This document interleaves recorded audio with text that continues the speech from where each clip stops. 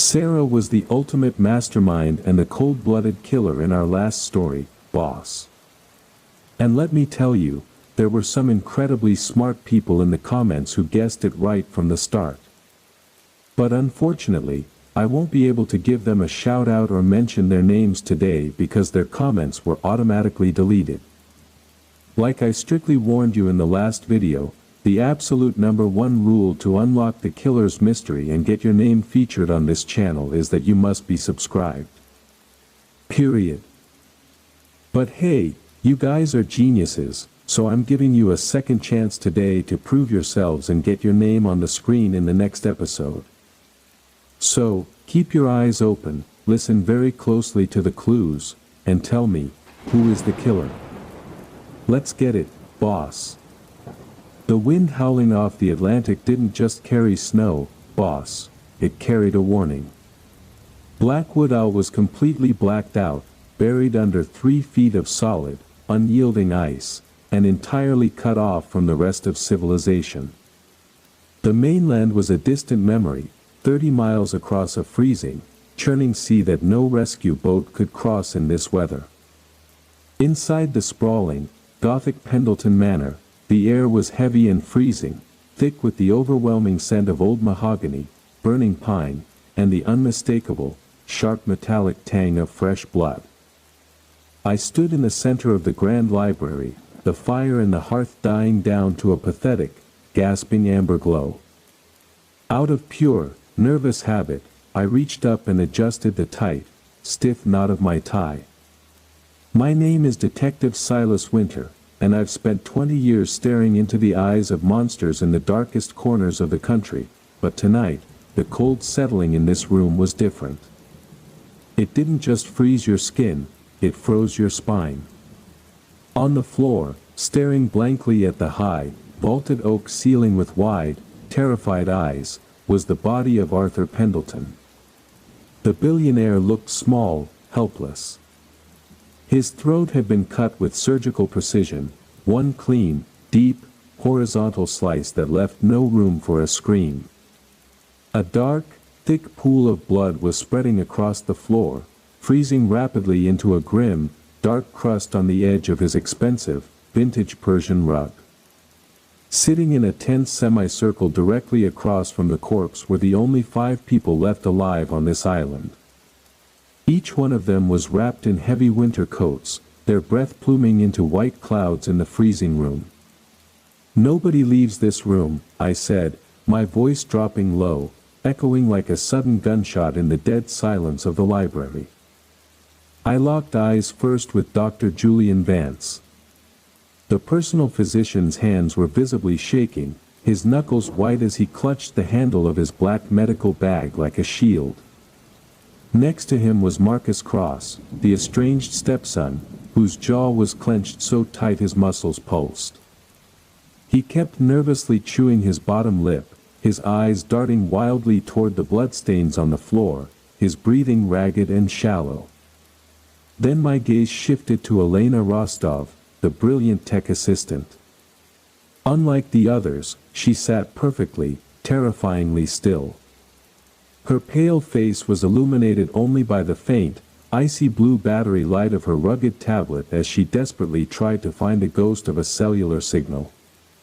And finally, in the corner chair, sat Father Thomas, quietly clutching his wooden rosary beads between trembling fingers, his lips moving rapidly as he whispered a frantic Latin prayer, a prayer that couldn't save anyone here. We were trapped in a cage of solid ice, boss, sitting in a room with a killer who hadn't even had the time to wash the blood off their hands yet. Every shadow in the room seemed to stretch and twist as the candles flickered. Suddenly, the heavy, double oak doors of the library groaned, creaking open all on their own with a slow, agonizing screech.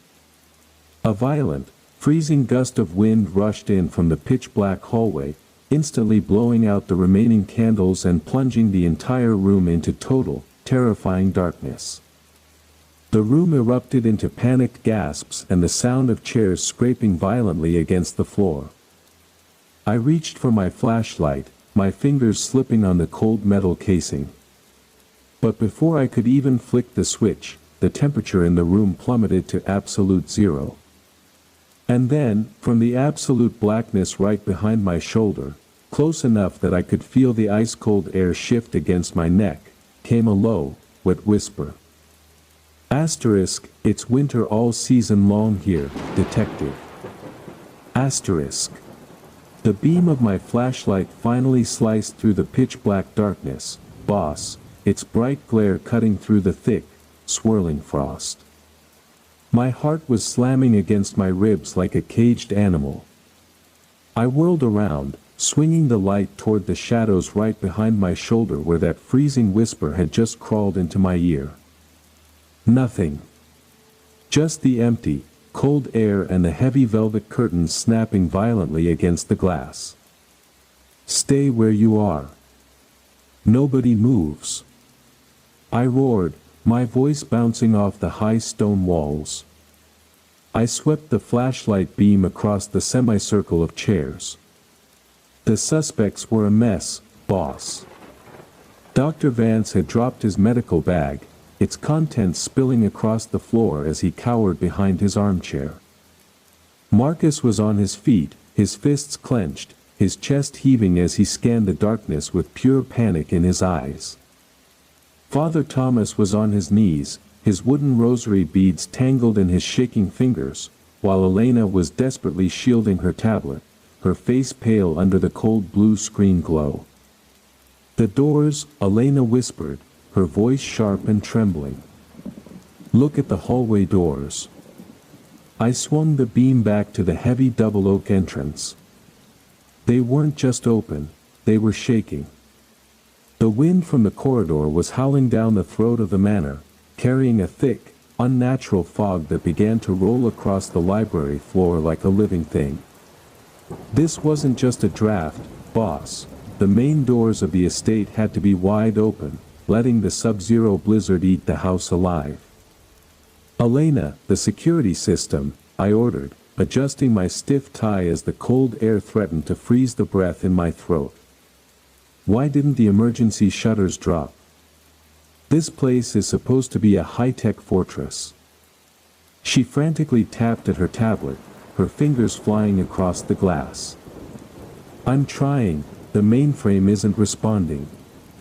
The backup generators kicked in, but the security grid is completely offline. I've lost all control of the perimeter. Can you reboot it from the server room downstairs? I asked, stepping over Arthur Pendleton's frozen corpse, my eyes never leaving the 5 suspects. Only if the hardware is intact, she said, pulling a heavy winter coat tighter around her shoulders. But I won't go down into that basement alone. Not with him still out there.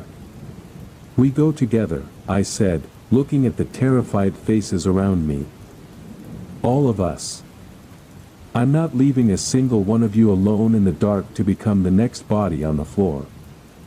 I forced the group out into the freezing hallway, the beam of my light guiding us through the cavernous, shadow-drenched corridors of Pendleton Manor. The house was groaning under the weight of the storm outside, the wood popping and cracking like breaking bones. We descended the narrow stone steps into the basement, where the air smelled of damp earth and stale oil. When we reached the heavy steel door of the server room, my flashlight beam hit the lock, and my blood instantly turned to ice, boss. The digital keypad wasn't just broken, it had been smashed to pieces with a heavy tool. I pushed the door open, the hinges screaming in the silence. Inside, the massive mainframe stacks that controlled every camera, every lock, and every alarm on Blackwood all were completely dead. Thick, fiber optic cables had been violently hacked through, dangling from the walls like severed nerves, dripping synthetic fluid onto the concrete floor. This wasn't an accident caused by the storm, boss. This was sabotage. This is impossible, Elena gasped, stepping closer to the ruined server rack. This requires specialized knowledge. You can't just pull wires to kill a military-grade grid like this. Someone knew exactly which primary feed to cut to blind the cameras without triggering the hardwired alarms. And they used a very specific tool to do it, I muttered, bending down to shine my light on the clean, precise slices through the armored cable jackets. It wasn't chopped with an axe or broken with a crowbar. It was cut with surgical, razor-sharp precision. One clean pass through 3 inches of reinforced shielding. I stood up slowly, turning the flashlight beam directly onto the faces of the people standing in the cramped room. The circle of trust was completely gone, boss. The storm hadn't trapped us with a monster from the outside, it had locked us in a box with a calculating predator who had spent months planning this perfect blackout. The security grid was cut from the inside less than an hour ago, I said, voice cold enough to match the frost on the stone walls. Which means the killer didn't just target Arthur Pendleton. They targeted our only way to survive. We are blind, cut off, and one of you is still holding the blade. Suddenly, a loud, metallic thud echoed from the dark generator room down the hall, followed by the slow, rhythmic sound of heavy footsteps dragging across the concrete toward us. The rhythmic, dragging footsteps on the concrete floor stopped just outside the heavy steel door of the server room. My hand flew to the holster at my hip, my fingers wrapping around the cold grip of my revolver as I pushed Elena behind me. I raised the flashlight, its intense beam slicing through the dark corridor, illuminating a tall, hulking silhouette stepping out of the shadows. It was Marcus. He was holding a rusted iron crowbar, his face dripping with sweat despite the sub-zero air, his breathing coming in ragged, desperate gasps. I heard something, down here, Marcus stammered, lowering the bar slightly as the blinding light hit his eyes. I went to check the eastern windows. One of them was smashed to pieces. The storm is freezing the whole ground floor. Or maybe you were down here making sure you finished the job, Marcus, Dr. Vance snapped, his voice sharp with a sudden, defensive panic as he stepped out from behind me. You've been looking for an excuse to get your hands on Arthur's wealth for years. Smashed windows. Ruined servers. It looks exactly like your kind of heavy-handed work. Shut your mouth, Doc, before I shut it for you. Marcus roared, raising the crowbar again, his eyes flashing with a dangerous, unstable rage. Enough. Both of you. I barked, stepping between them, the authority in my voice cutting through their panic like a knife.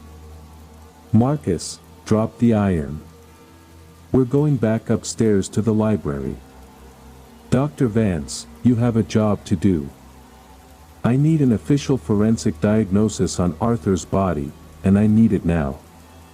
We marched back up the frozen stone steps, the mansion creaking around us like a sinking ship. Back in the grand library, the cold had completely settled in. Arthur Pendleton's corpse looked like a wax figure now, the skin a pale, bluish-gray, the large pool of blood around him completely frozen into a solid, dark ice. Dr. Vance swallowed hard, his hands trembling violently as he knelt beside the body on the stiff Persian rug. He opened his black medical bag, his fingers fumbling with his instruments. I stood directly over him, my flashlight beam focused entirely on his hands and the jagged wound on the billionaire's neck. Tell me what you see, doctor, I commanded, adjusting my tie as a sudden chill raced down my spine. Vance swallowed hard, carefully leaning over the deep gash. The incision is remarkably clean, detective. It's a single, continuous, horizontal slice across the carotid artery and the jugular vein.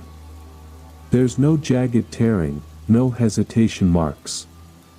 Whoever did this possessed an incredibly steady hand and an intimate knowledge of human anatomy.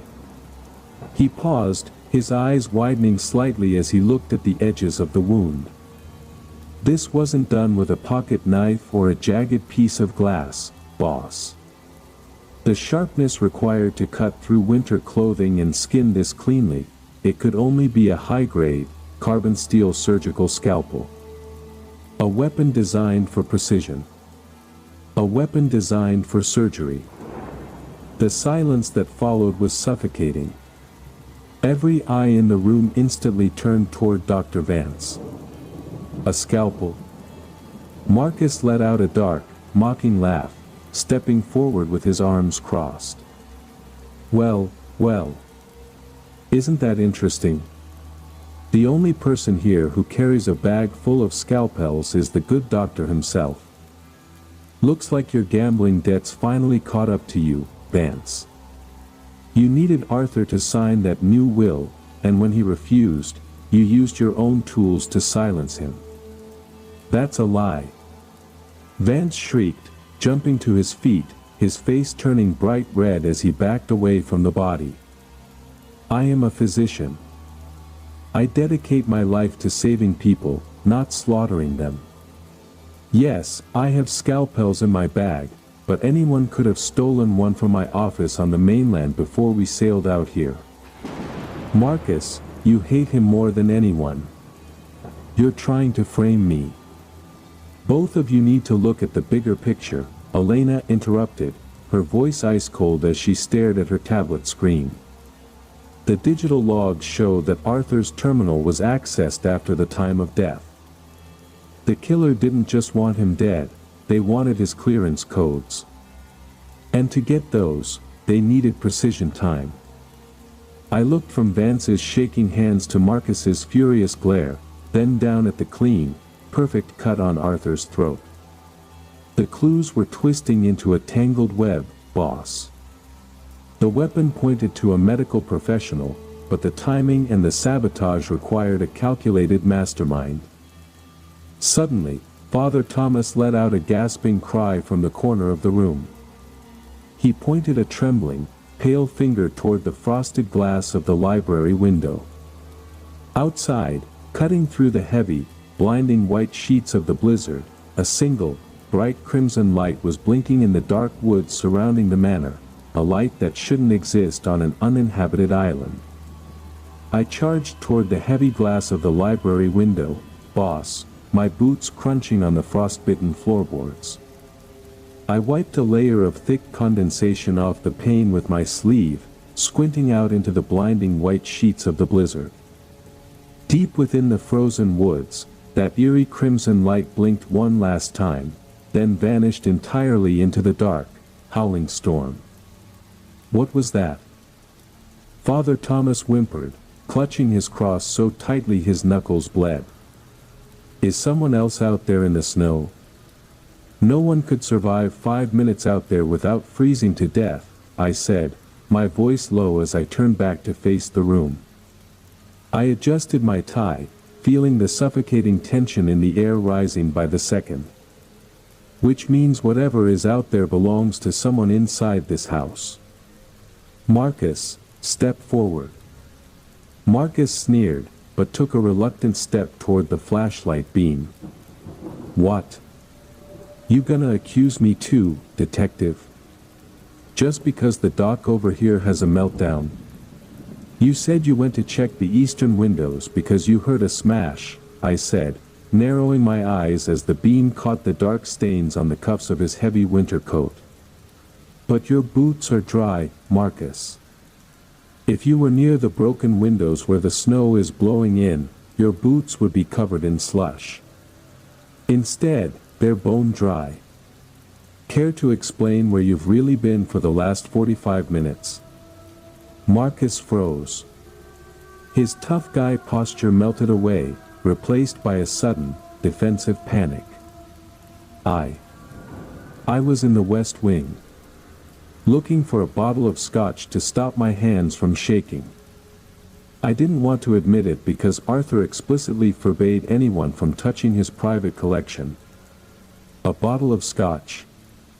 Dr. Vance let out a hysterical, high-pitched laugh. He's lying, detective. He's covering his tracks. He was probably out in the woods hiding the weapon, or setting up whatever that red light was. "Shut up, Vance." Marcus snapped, his face turning an angry, deep purple. "If we're airing dirty secrets to find an alibi, why don't you tell the detective about my mother? Why don't you tell him how she really died under your expert care 3 years ago?" The room went dead silent. Even the howling wind outside seemed to drop for a fraction of a second. "What are you talking about, Marcus?" I asked, stepping closer. "Arthur's late wife, my mother," Marcus said, his voice shaking with a dangerous mixture of grief and rage. "She died of a sudden heart failure, right here in this manor. And guess who the attending physician was? Dr. Julian Vance. Arthur paid him millions in consulting fees right after her funeral. Millions that conveniently wiped out Vance's gambling debts at the time. My stepfather didn't just invite us here to rewrite his will tonight, boss. He invited us here because he was feeling guilty. He was going to confess that he and the doctor murdered my mother for her inheritance. That is a monstrous fabrication." Dr. Vance shrieked, his voice cracking as he backed up against a bookshelf, knocking over a row of leather-bound novels. "Her death was entirely natural. Arthur gave me those funds as a loan, a private loan. A loan with no paperwork, right, Doc?" Marcus countered, taking a predatory step forward. "You killed my mother for Arthur, and tonight, you killed Arthur because he was finally going to confess the truth to the police and ruin you." "Elena," I called out, my eyes locked on the trembling doctor. "Can you verify any of this? Is there anything on Arthur's network about a payout 3 years ago?" Elena didn't look up from her rugged tablet, her face completely washed out by the cold blue light of the screen. "The financial archives from 3 years ago are encrypted under a dual-key security protocol, detective. Half the code was in Arthur's head, and the other half is routed through a secure mainland terminal. With the security lines severed downstairs, it's a digital ghost town. I can't access the truth. The web was tangling tighter, boss." A vengeful stepson with a massive grudge and a lied about alibi, versus a panicked doctor with a dark history of medical malpractice and a clear motive to keep the billionaire quiet. Both of them had reasons to want Arthur Pendleton dead, and both of them were desperate enough to cut the cords and trap us all in this frozen cage. Suddenly, a massive explosion of shattered glass echoed from the grand dining hall just across the corridor. A heavy, iron-wrought candelabra came crashing through the library's interior glass partition, showering us in razor-sharp shards. The emergency backup lights flickered twice, groaned, and then died completely, leaving us in a pitch-black abyss, trapped with a killer who was no longer content with waiting for the morning. The deafening crash of shattered glass from the dining hall was still ringing in my ears, boss, as the pitch-black darkness swallowed us whole. The sub-zero wind rushed through the broken library partition, instantly freezing the sweat on my forehead. I whipped out my flashlight, my thumb furiously clicking the switch. The bright beam pierced the darkness, cutting through a thick layer of incoming snow dust. I swept the light across the room. Dr. Vance was hyperventilating on the floor, clutching his medical bag to his chest like a child holding a teddy bear. Elena was down on one knee, calmly protecting her tablet from the falling glass shards, while Marcus was standing near the doorway, his eyes wide and wild as he gripped his iron crowbar. But someone was missing. "Where is Father Thomas?" I shouted, my voice cutting through the roaring wind. I swung the flashlight beam toward the corner chair. It was empty. The heavy velvet cushion was still indented, but the old priest was gone. He was just here. Marcus yelled, his voice cracking with pure terror. He didn't run past me toward the door, I swear. Everyone, stay together. Hold on to each other's coats. I commanded, adjusting my stiff tie as the freezing air restricted my lungs. We are moving into the corridor. Right now. We formed a tight, trembling line, stepping over the frozen shards of glass into the grand, cavernous hallway. The mansion felt alive, boss, groaning and shifting under the weight of the massive blizzard slamming against its Gothic walls. I kept the flashlight beam moving, searching every dark alcove, every shadow, until the light caught a faint, shuffling movement near the grand staircase. It was Father Thomas. He hadn't been kidnapped, boss. He was stumbling blindly down the dark hallway, his hands pressed against his ears, his wooden rosary beads swinging wildly from his neck. He looked completely unhinged. Father Thomas. Stop right there. I yelled, rushing forward and grabbing him by the shoulder. The priest jumped, letting out a ragged, terrified gasp as the flashlight hit his pale, tear-streaked face. When he looked at me, his eyes were completely bloodshot, fixed in a stare of pure horror.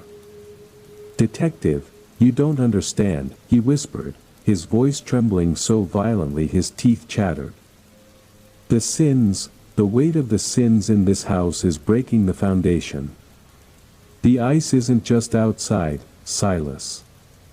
It's inside their hearts.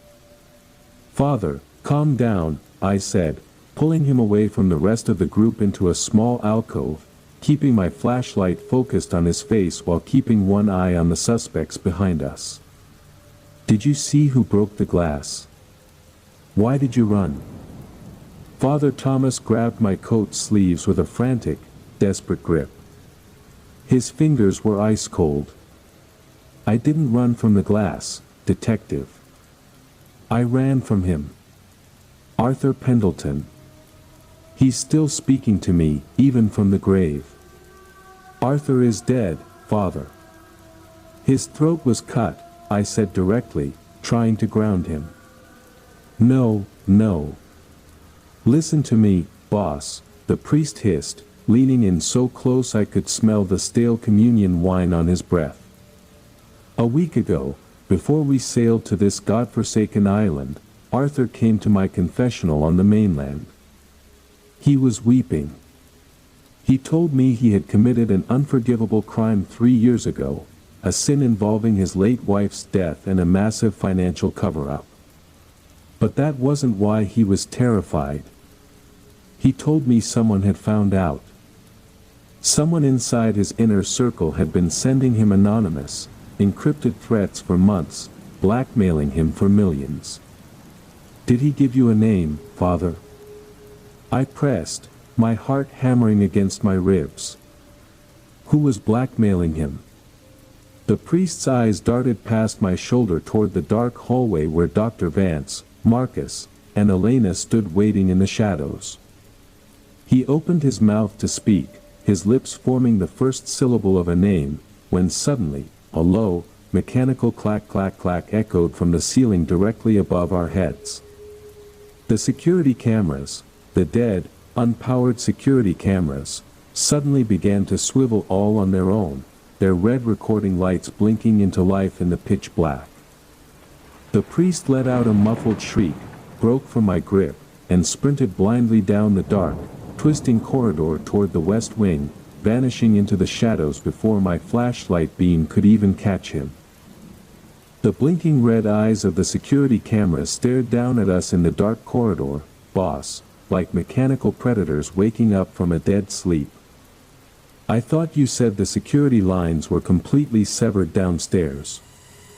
Marcus yelled, waving his iron crowbar wildly at the swiveling camera lens above him. Why the hell is that thing looking at us? They were cut. Elena hissed, her pale face completely bathed in the intense, frantic blue glare of her rugged tablet. Her fingers were flying across the glass screen so fast they were almost a blur. The primary physical lines in the basement are destroyed, which means someone is bypassing the hardware. They're running a ghost terminal through an encrypted local area network. Someone is overriding my system remotely from inside this house.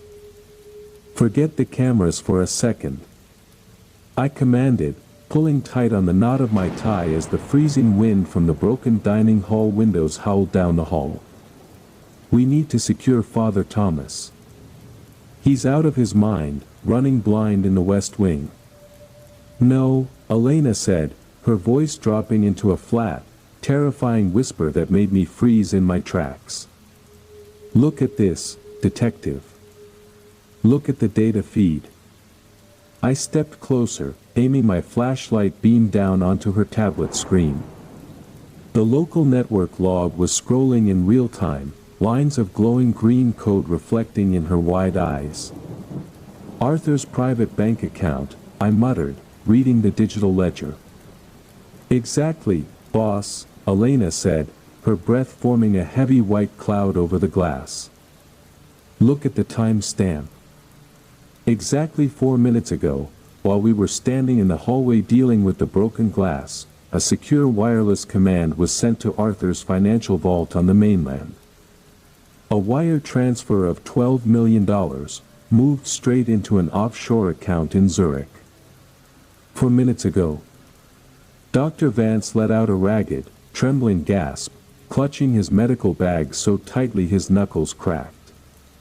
But Arthur has been dead for over an hour. How can a dead man authorize a $12 million wire transfer?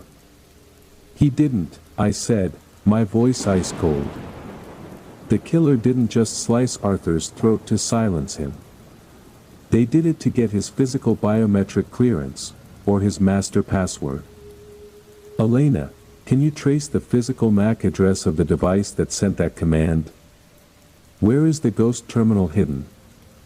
Elena tapped a final command, a digital map of Pendleton Manor loading onto the screen. A single, pulsing red dot appeared, pinpointing the location of the rogue device. It's not in the library, and it's not in the server room, Elena whispered, looking up into the pitch-black corridor. The signal is originating from the West Wing. Right where Father Thomas just ran. The priest? Marcus growled, a dark, murderous look taking over his face as he tightened his grip on the crowbar. That old hypocrite. All that talk about sins and confessionals was just a distraction. He's the one who was blackmailing my stepfather, and he just used the chaos to steal the entire fortune. We don't know that yet, Marcus, I warned, drawing my revolver from its holster. The cold steel felt heavy and unforgiving in my palm. But we're going to find out. Move out. Quietly.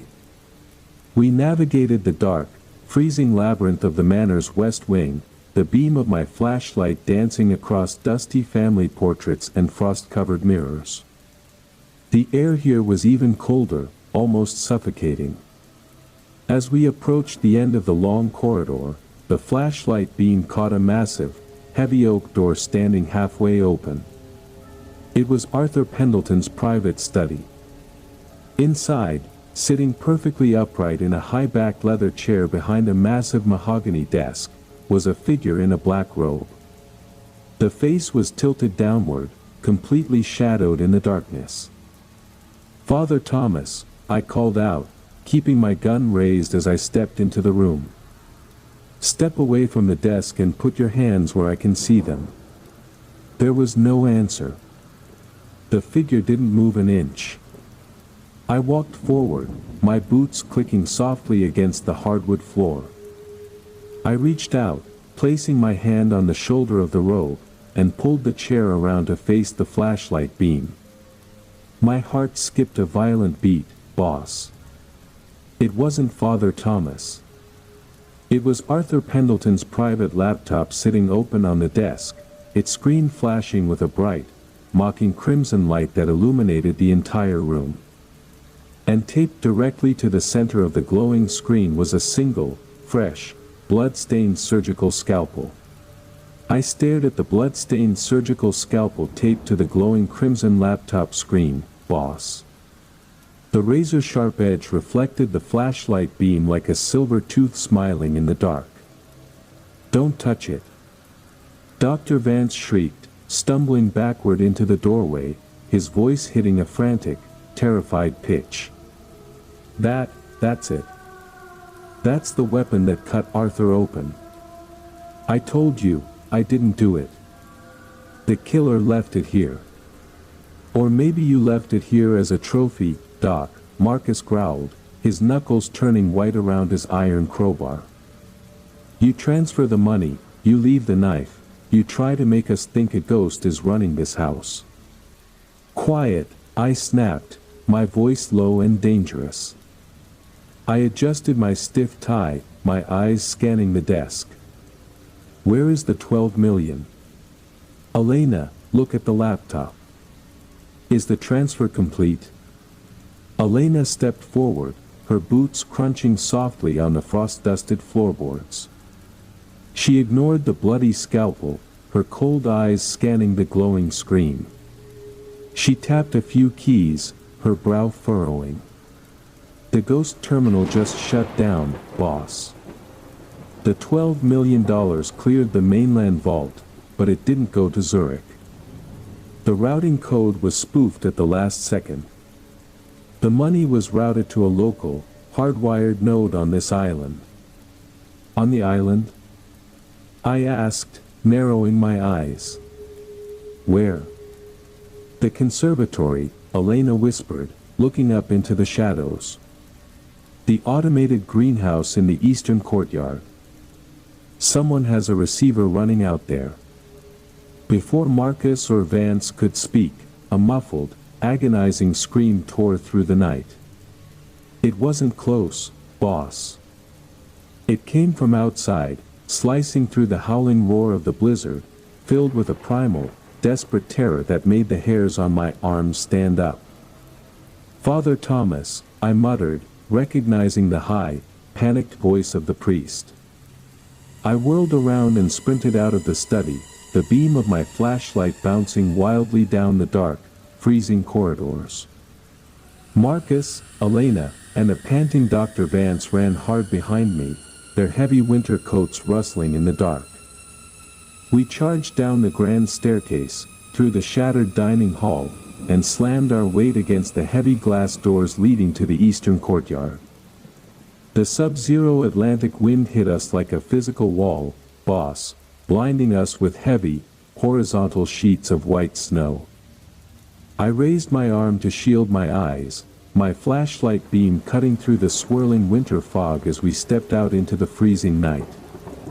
We forced our way through 3 feet of solid snow toward the massive, glass-domed conservatory. Inside, the dim, amber emergency heat lamps of the greenhouse cast a sickly, orange glow over the frosted glass panels. I threw the conservatory doors open, the warm, humid air inside mixing instantly with the freezing blizzard to create a thick, suffocating mist. The smell of exotic tropical plants, damp soil, and fresh fertilizer was completely overwhelmed by that familiar, sharp metallic tang. Blood. Lots of it. Look. Marcus choked out, pointing his crowbar toward the center of the greenhouse. Stepping through the dense palm fronds, my flashlight beam locked onto a horrific scene, boss. Resting on a bed of white orchids was a body. It was Marcus. I froze, my mind scrambling. I slowly swung the flashlight beam to my left, where the man holding the crowbar stood right next to me. Marcus was staring at the corpse with his mouth wide open, his face turning completely translucent. That's not me, Marcus whispered, his voice cracking as he fell to his knees in the dirt. Oh God, that's Marcus. I stepped closer to the corpse on the orchids, my heart hammering like a piston. I pulled off the heavy hood of the victim's jacket. It wasn't Marcus. It was Marcus's identical twin brother, Lucas, a brother nobody had mentioned, a brother who wasn't supposed to be on this island. His throat had been cut with the exact same surgical, razor-sharp precision as Arthur Pendleton's. A massive pool of dark crimson blood was soaking into the white petals, steaming slightly in the humid air of the greenhouse. Tucked neatly into his frozen, stiff fingers was a high-tech wireless receiver, its digital screen blinking with a single text message, "Transfer complete." "Lucas." Marcus sobbed, clutching his head in his hands. "He told me he was going to sneak onto the island via the old supply docks. He said he had a way to get our mother's money back." The puzzle didn't just get deeper, boss, it shattered. The stepson who claimed to be looking for Scotch had a twin brother hiding in the shadows, a twin who was actively receiving the stolen millions right when he was slaughtered. Suddenly, the overhead misting system of the conservatory hissed into life all on its own, spraying an ice-cold, blinding fog over the entire room, wiping out our visibility in a matter of seconds. The cold misting system hissed above us, boss, turning the conservatory into a white abyss. Steam from Lucas's fresh blood mixed with chemical vapor, making every breath feel like inhaling broken glass. "Get back to the house. Move!" I roared, dragging Marcus up from the dirt by his coat. He was catatonic, staring at his twin brother's lifeless face as artificial mist began to freeze on his eyelashes. We stumbled through the dense, frozen palm fronds, crashing through glass doors and throwing ourselves back into the dark corridor of Pendleton Manor. I slammed the doors shut, locking out the howling blizzard and the nightmare in the greenhouse. "Two of them." Dr. Vance gasped, sliding down the mahogany wall. He frantically tore open his medical bag, fumbling fingers checking his own pulse. "Arthur, and now Lucas. The killer is clearing the board, detective. We're all going to die in this frozen box. Shut up, Vance, and help me pack his wound," I commanded, adjusting my stiff tie out of pure, running adrenaline. "Elena, keep that tablet locked onto the local network node. Whoever sent that transfer complete text message to Lucas is still actively using a device inside this house." Elena didn't answer. Her face was completely hidden behind the sharp, icy blue glow of her screen. "The signal didn't come from a phone, boss. The command that killed Lucas and closed the transfer was routed through a hardwired terminal. Specifically, the master desk in Arthur's private library. But we were just in the library." Marcus screamed, his voice cracking with a dangerous, unhinged grief. The body was there. The room was empty. "Then we missed something," I said, my revolver raised as I led the trembling group back down the dark hallway. When we burst back into the grand library, the scene was exactly as we left it, or so it seemed. Arthur Pendleton's frozen eyes still stared blankly at the high oak ceiling, the dark pool of blood around him glinting like black glass under my flashlight beam. I marched past the corpse to the billionaire's massive mahogany desk. I swept my light across the surface, expensive fountain pens, a crystal whiskey decanter, and a heavy brass desk clock. Nothing looked out of place. I dropped to my knees, shining the flashlight beam into the deep knee well of the desk. Hidden beneath the thick decorative molding was a small, brass keyhole that didn't match the rest of the modern hardware. "A locked drawer," I muttered. "I have the keys," Dr. Vance said suddenly, his voice shaking as he reached into his pocket. "Arthur." Arthur gave me a spare ring of keys to his private cabinets last month, in case of a medical emergency where he couldn't access his medication. He fumbled with the metal ring, dropping it twice onto the frozen Persian rug before I snatched it from his hands. I found a small, vintage brass key and jammed it into the hidden lock. Click. A secret compartment slid open with a heavy, mechanical groan. Inside wasn't a stash of money or a weapon, boss. It was a single, leather-bound ledger and a thick stack of legal documents dated exactly 48 hours ago. I flipped open the documents, my eyes scanning the crisp, white pages. My blood turned to absolute ice. "It's a new will," I whispered, my voice echoing in the dead silence of the library. "But it's not what any of you think. Arthur wasn't leaving his money to Marcus, or Lucas, or the clinic." "Then who gets it?" Marcus demanded, wiping the frozen tears from his face. "Nobody," I said, looking up at the suspects, my flashlight beam illuminating their pale, tense faces. "Arthur discovered that his entire offshore fortune was built on a massive, fraudulent scheme that ruined thousands of families 20 years ago. This new will was an execution order. Tonight, at midnight, his entire $12 million estate was legally set to be liquidated and distributed back to the victims' families automatically, unless he died before the authorization went through." "Wait," Elena said, her voice dropping into a terrifyingly calm whisper as her tablet let out a sharp, digital chime. "Look at the liquidation timestamp on the document, detective." I looked down at the paper. The automatic liquidation was scheduled for exactly 11:55 p.m. I slowly turned my wrist to look at my watch.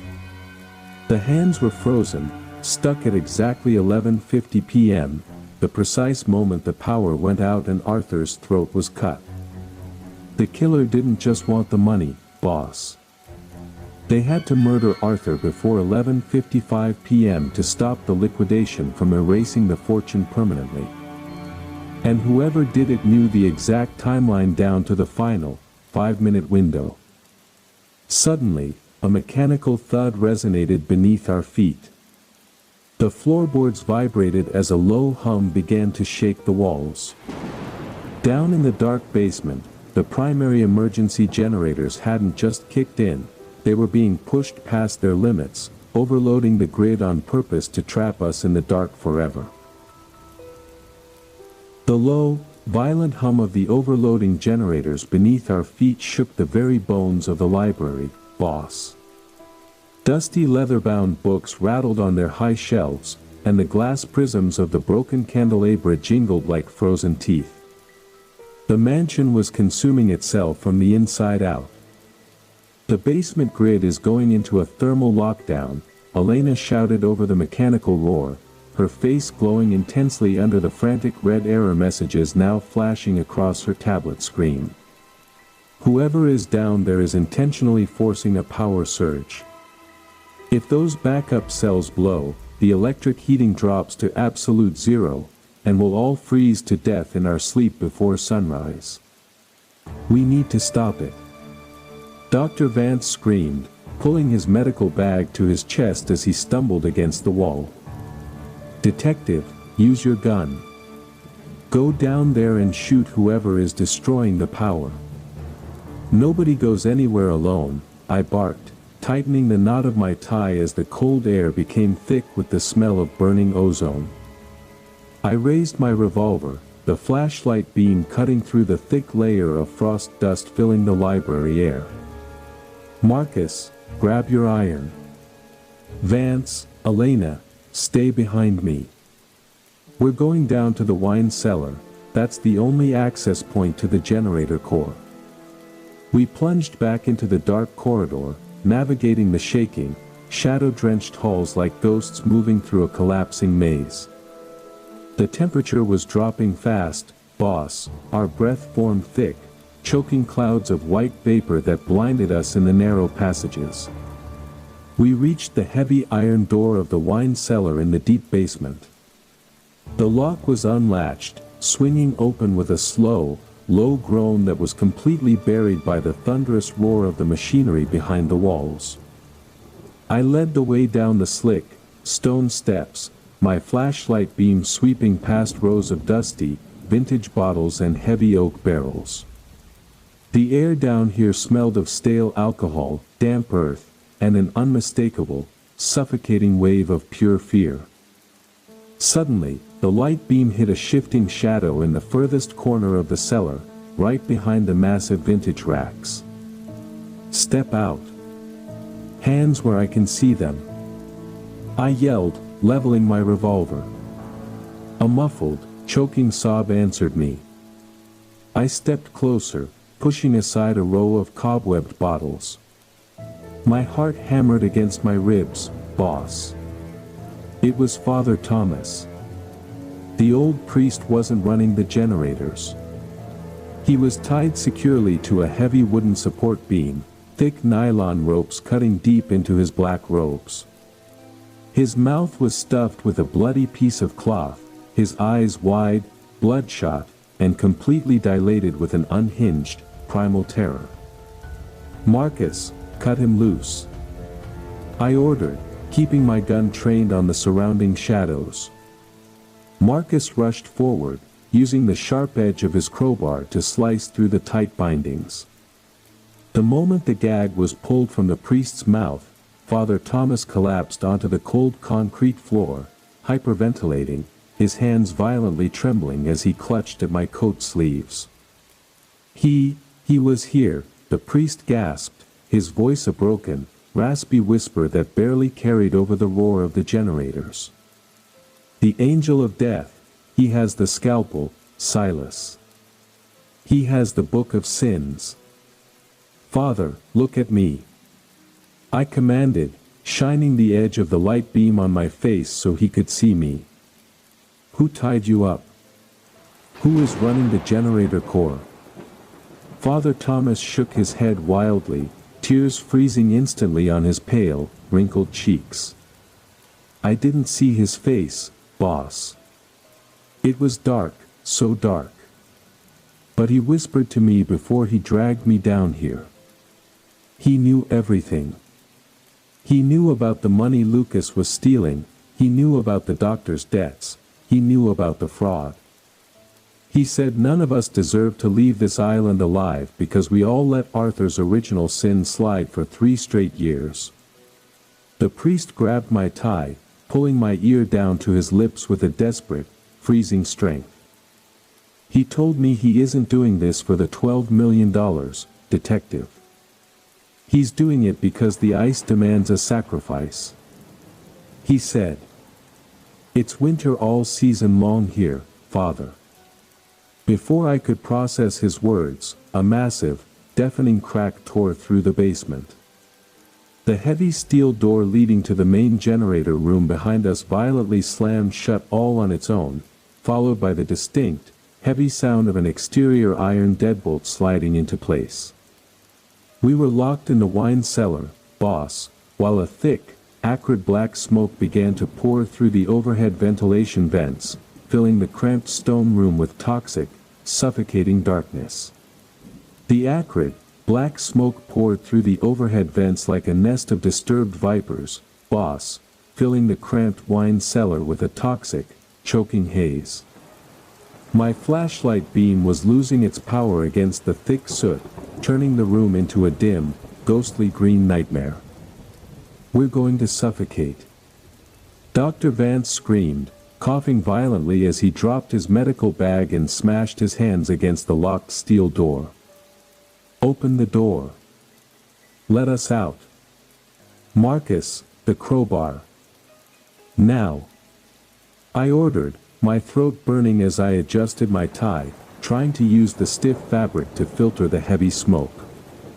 Marcus didn't hesitate. He jammed the flat edge of the rusted iron bar into the doorframe right beside the heavy deadbolt. He threw his entire weight against it, his muscles straining until a loud, metallic snap echoed through the cellar.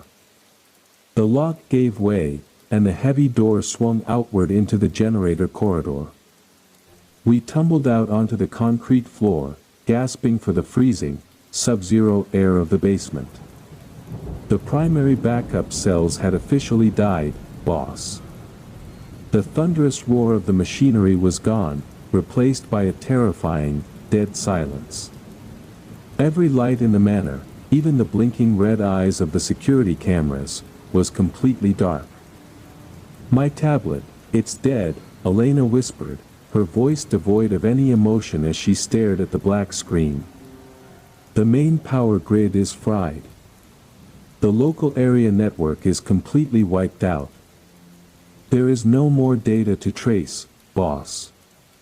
We are officially in the dark." "Not completely," I said, my voice dropping low as I pulled my heavy revolver closer to my chest. I wiped a layer of black soot off my flashlight lens. "The killer wants us running blind, panicking in the dark until we freeze or turn on each other.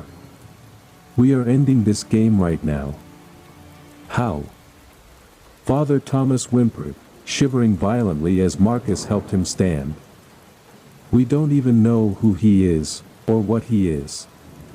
"We're going back to where this began," I commanded.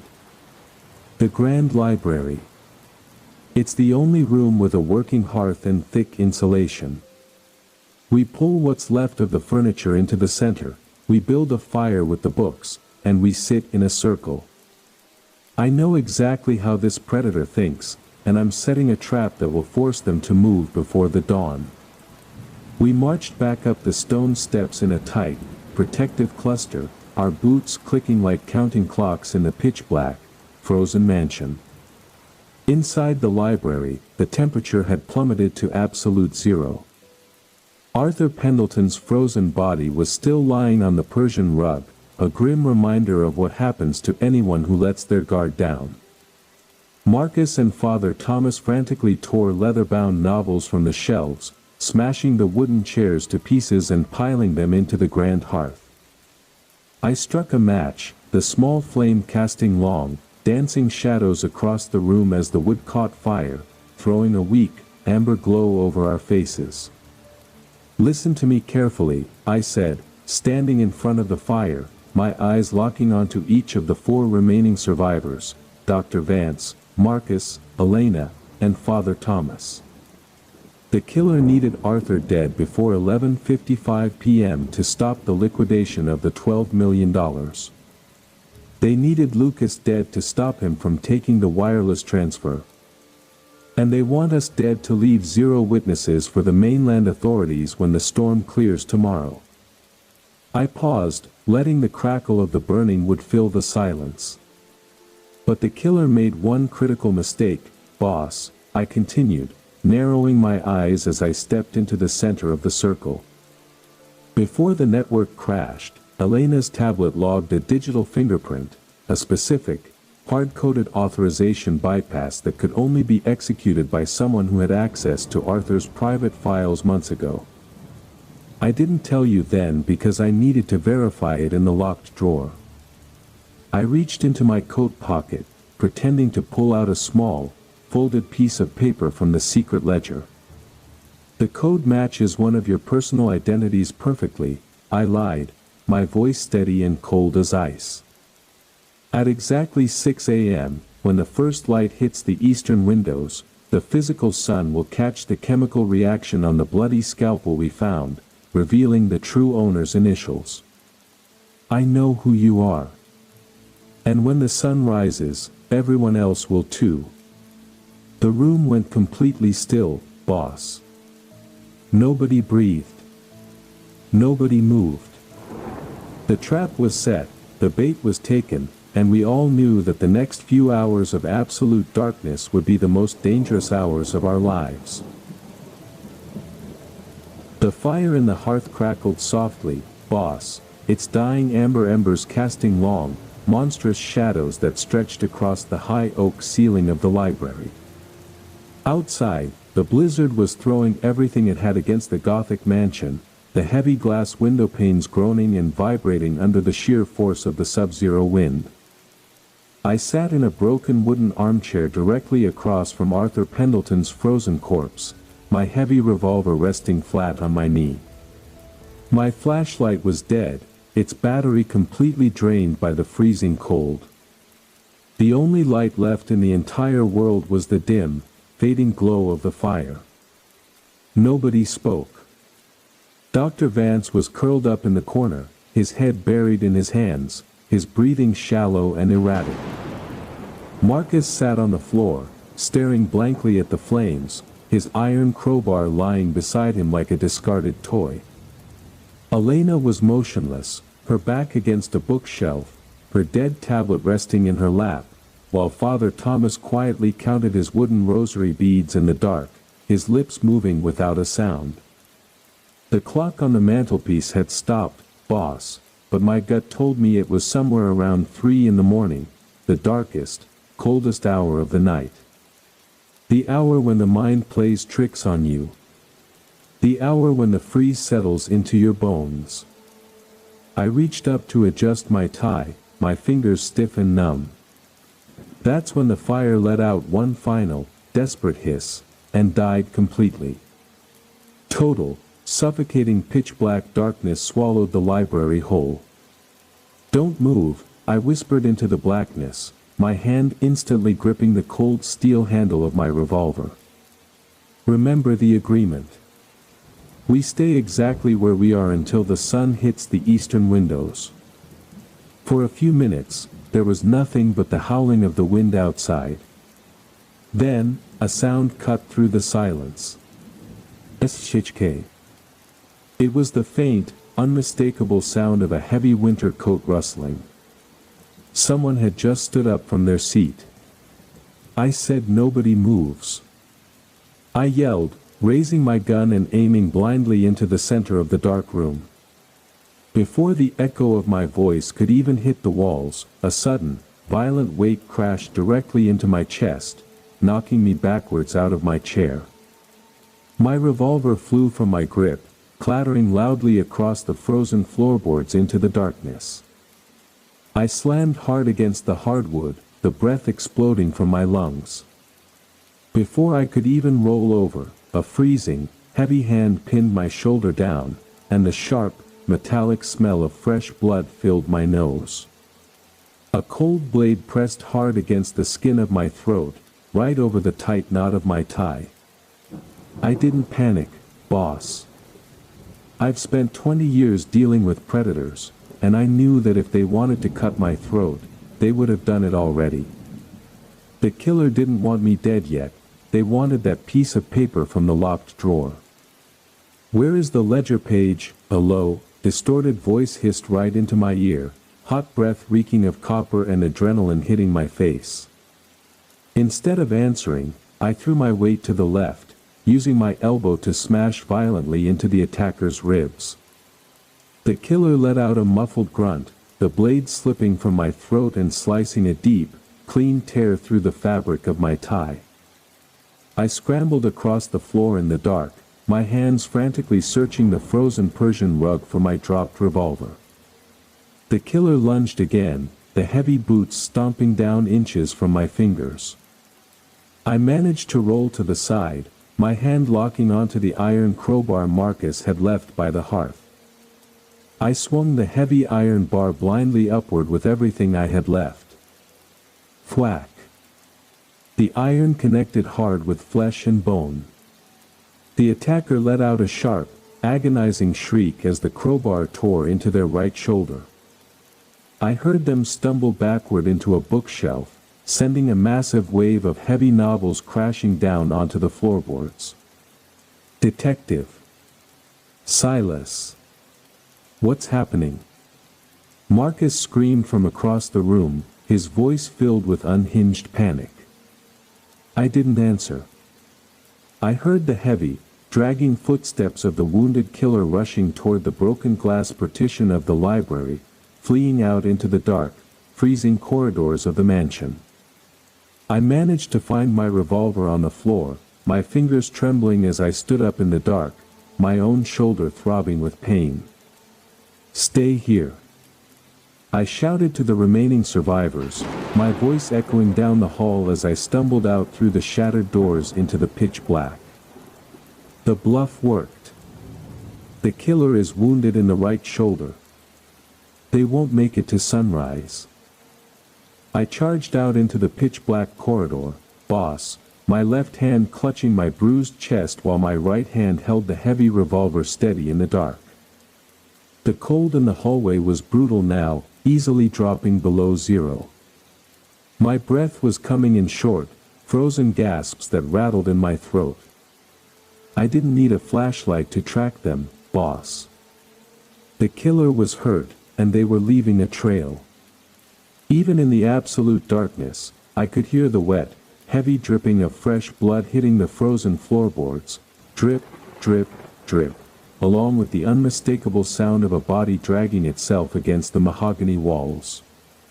The blow from that iron crowbar had shattered their right shoulder, completely disabling their dominant arm.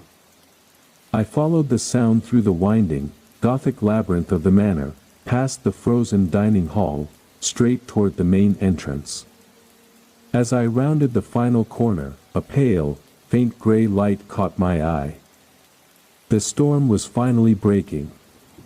Outside the massive, arched glass windows of the grand foyer, the first ghostly fingers of the morning sun were rising over the Atlantic, casting an eerie, icy dawn across the snow-covered courtyard. And there, standing right in front of the heavy, unbolted double doors of the estate, was the silhouette of the killer. They were hunched over, their right arm hanging completely useless and limp at their side, dark crimson blood heavily soaking through the shoulder of their winter coat. They were desperately trying to lift the heavy iron latch of the main door with their left hand, trying to escape out into the blinding white wilderness before the sun fully exposed them. "It's over," I said, my voice dropping low, sounding like a sudden crack of thunder in the dead silence of the foyer. I stepped into the dim morning light, raising my revolver and lining up the iron sights directly with the center of their chest. I reached up with my left hand, pulling off the ruined, torn remnants of my tie, my eyes locked on the figure.